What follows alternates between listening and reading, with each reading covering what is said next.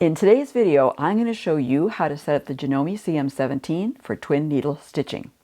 Hi, I'm Jamieson-Hirst of Chatterbox Quilts, and one of the cool features on the Janome CM17 is that it can do twin needle stitching. And I'm not just talking about straight lines either, there's lots of different options. So I want to show you how to set up the machine today and give you some examples and then some ideas of what you can do with those twin needle stitches. So the first thing you want to know is how to set up the machine, right? Okay, so I'm going to show you a few different feet that you can use here. So you can use the A foot, which is the regular or standard foot that comes with the machine.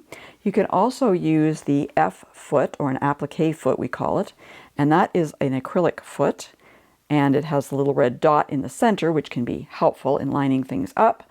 Or if you want better visibility, you could use the F2 foot, which is the same as the F foot, except it doesn't have the bar in the front there, so it gives you that perfect visibility. So those are the choices you have today. Let's see, how about we work with the F2 foot? I'm just going to snap it on the machine right now so I don't forget to put it on. Let me just get that in place. There we go. And let's move the other ones off. Otherwise, they're going to fall off when I start working. Now, let's talk about the twin needle. So in this machine, when I got it, it came with some needles. Needles that you use for regular piecing, needles you can use for garment sewing, needles you can use for free motion quilting, and a twin needle. Now, unfortunately, I'm not exactly sure the size of that twin needle because they come in different sizes. So you will see on packages different numbers, and those refer to the width between the needles and also the type of needle as well. So 2.5/80, for example, means that there's 2.5 centimeters between the two needles, and it's an 80 needle. So that's what those numbers mean. As I said, I'm not sure exactly what we're using today, but that's okay. It has two needles. That's all I need. All right, so I've got my foot on the machine. What needle plate do you use? Well, some of these stitches, as I said, they're not just straight stitches, so you want to make sure you've got the ability for your needle to move back and forth. So we're using the regular or zigzag needle plate, and it's already installed on the machine.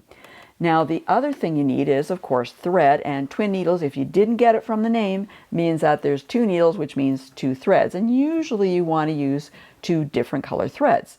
They can be like totally different colors, or they could be maybe a lighter or darker shade of one thread. So for example, let's say you had a magenta color thread, maybe you want to use a really light pink, sort of like the topper I'm wearing today, and you want to get kind of a gradient look to your stitches, so you can have lots of fun with that. Today I'm using a yellow and a blue, so you've got a contrasting color between those threads.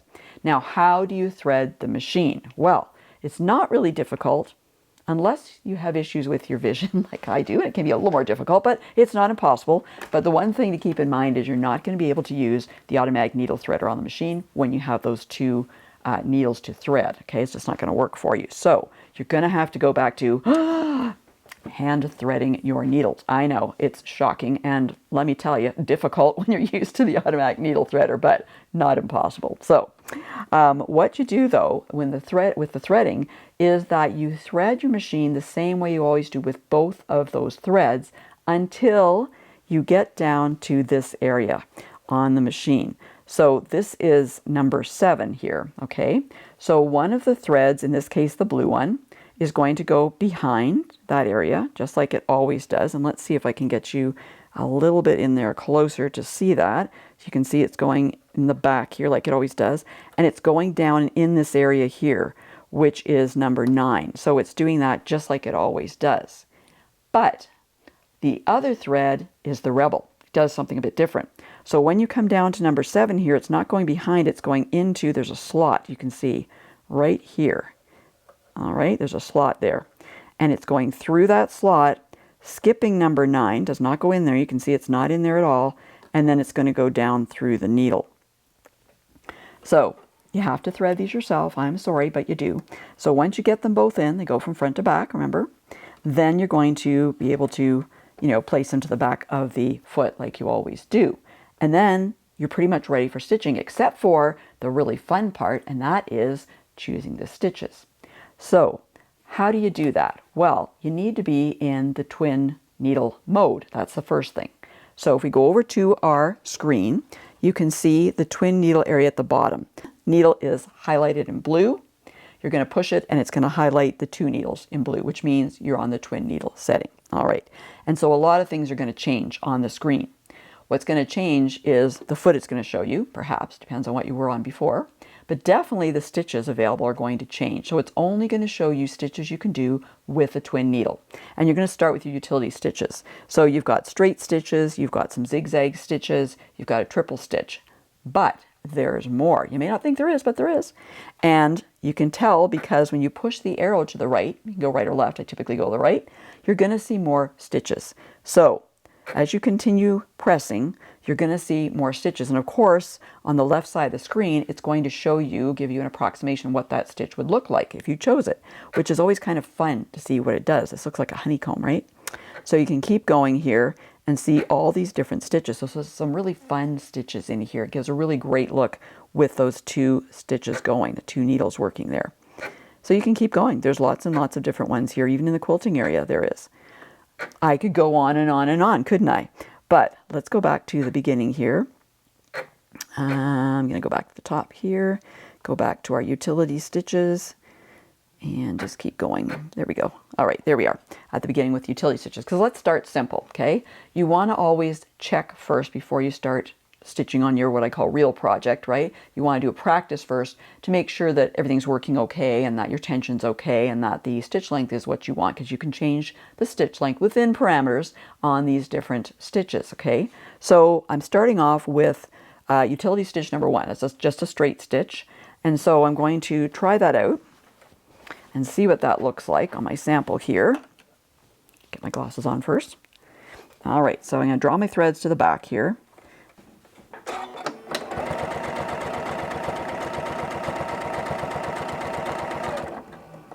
Okay, so when I'm done, I can actually cut my stitches. That's the nice part. I can actually use the trim button there and cut my stitches, and it cuts the top and bobbin, so that's great.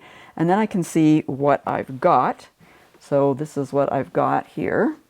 So it's looking pretty good. My tension looks good. I'm not seeing my bobbin thread come up. By the way, I'm using a pre-wound bobbin here, and it's going to give you a zigzaggy kind of look on the back.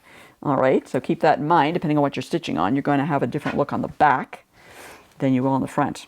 So that's interesting, right? That's kind of fun. But let's do something more fun. Let's do this, it's like a stretch stitch. It's utility 12. And it's going to, looks like a broken zigzag, sort of. So let's see what that looks like. And I gotta say, it's kind of fun watching the needles jump around too.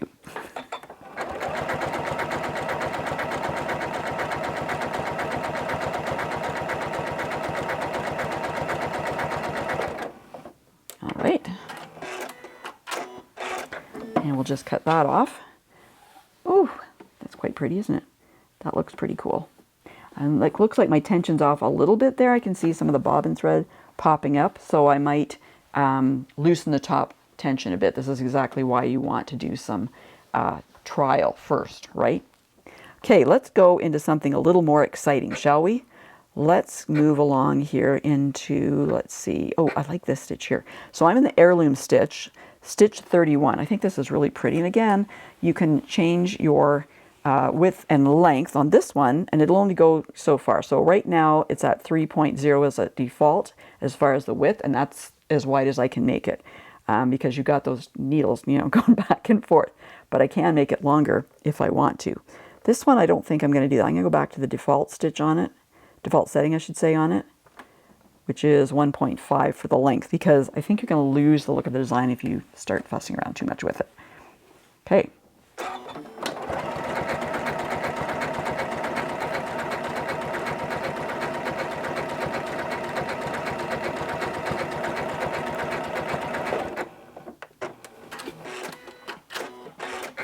Alright, so let's see what this one looks like.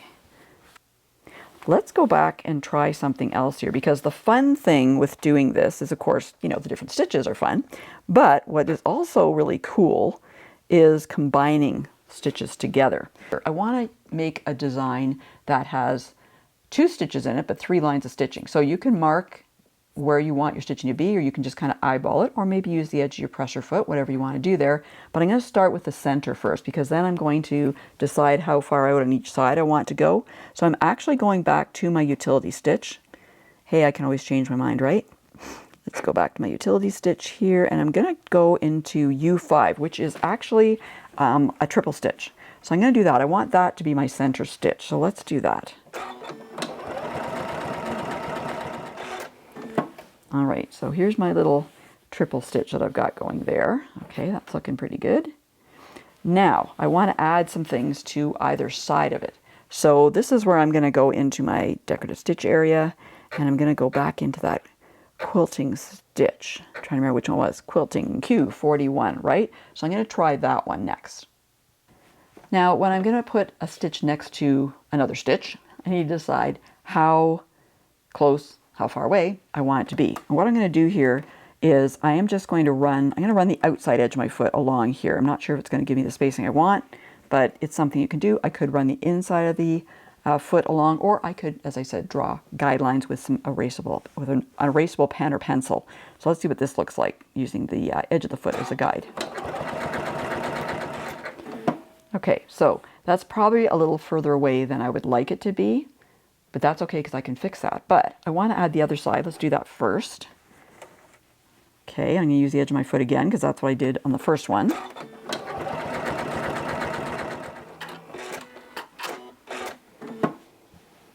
All right, so there we go. But I would like them to be a little closer. I mean, what I mean by that is I don't like this gap that's in there, but I can fix the gap, right? I can fix the gap by going back and putting something else in, right? And I probably will go back and do more of the straight stitch, but, or maybe not. The possibilities are endless here, right? You can have lots of fun. Let's try this and see. I'm going back to my utility stitch and I'm using U7. And let's see what that's going to be like. And I'm going to try and run this. It is only, oh, it's very narrow. It's like 1 millimeter. So let's see. I'm going to put my feet, I'm going to put my feet on those previous stitches. Okay. Kind of trying to get them, get the edge along the edge of the previously stitched lines, roughly, and see what we do. Okay. All right, so that's going to fill in for sure. Let's pop it over here and see what it's doing. So now I'm going to go back and fill in this area here, again with this stitch here, this U7 stitch.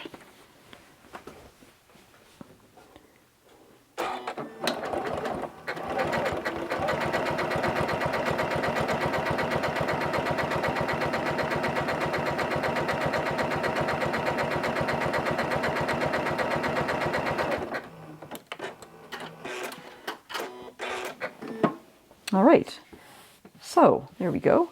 We've got them all filled in there. So that looks better, I think, than that, leaving that area open. So you can see how you can combine these different stitches together to create some really interesting, patterns. And, this would be really cool in a border. I mean, depending on how wide you have to play with, you can add more stitches if you wanted to, right? You could also, if you're a garment sewer, I think this would look fantastic on cuffs or even, next to buttonholes on the placket on the front. I think that'd be really cool as well. So I hope you'll try the twin needle stitching on your Janome sewing machine. Other machines can also do this as well. The setup might be slightly different, but the threading is very similar. And I think you should have some fun and play because there are so many possibilities with the twin needle stitching, and it can add a lot of interest to your projects. Thanks so much for watching today. If you're wondering about other features on the Janome CM17, don't worry, I got you covered. Check out this video for all the important details you'll need. And for more helpful quilting information, be sure to go to my website at www.chatterboxquilts.com.